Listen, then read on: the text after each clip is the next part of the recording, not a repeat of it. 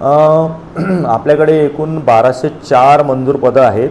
त्या 1204 पैकी 855 पदं आपल्याकडे आता भरलेले आहेत आणि त्याच्यानंतर आपल्याकडे 283 पदं रिक्त आहेत.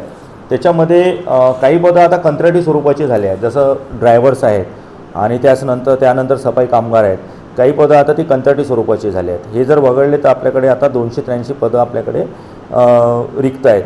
त्यामध्ये आपल्याकडे आता मागच्या वर्षापासून सरळ सेवेनी ANM 80 ANM आपण भरलेले आहेत.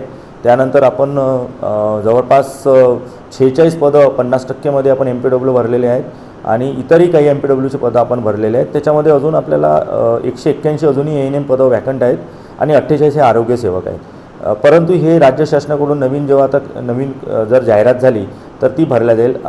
बाकी इतर जे पदं आहेत डॉक्टरांचे, त्यामध्ये 69 जे पदं आहेत ते 69 पदं आपले नियमित आहेत. बाकी जे 56 पदं हे कंत्राटी डॉक्टर्स आहेत.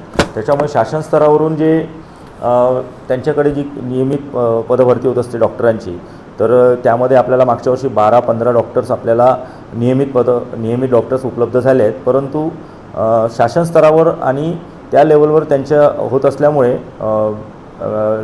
मेडिकल ऑफिसर हे रेग्युलर शासनामार्फतच भरले जातात. बाकी जे पदं आहेत कंत्राटी, ते आपण माननीय जिल्हाधिकारी किंवा माननीय CO सर यांच्या अध्यक्षतेखाली आपण कंत्राटी डॉक्टर्स भरतो. नाही, आपण हे सगळं शासन स्तरावर असल्यामुळे शासन स्तरावरून जशी आपल्याला जाहिरात येईल किंवा आपण वॅकन्सी पाठवतो त्यांना, शासन स्तरावर जसं पदाची जाहिरात निघेल किंवा सरळ सेवा भरल्या जातील त्यानंतरच हे पदं भरल्या जातील. तोपर्यंत आपल्या स्तरावरून काही आपण हे पदं भरत नाही. आरोग्य व्यवस्था नक्कीच याच्यावर परिणाम होतो, कारण शेवटी नियमित पदं आहेत आणि नियमित पदं असल्यामुळे काही जागी आपल्याला कंत्राटी पदं भरावे लागतात आणि आता कंत्राटी पण पदं भरण्याची आपल्याला काही जागी परमिशन नाही आहे. त्याच्यामुळे प्रतिनियुक्ती वगैरे देऊन आपल्याला आपली आरोग्य व्यवस्था आपल्याला मार्गी लावावी लागते. परंतु जे आहे त्या मॅनपॉवरमध्ये आपण काम चालू आहे आपलं, त्याचं आपण चांगलं काम करण्याचा प्रयत्न करतो आहे.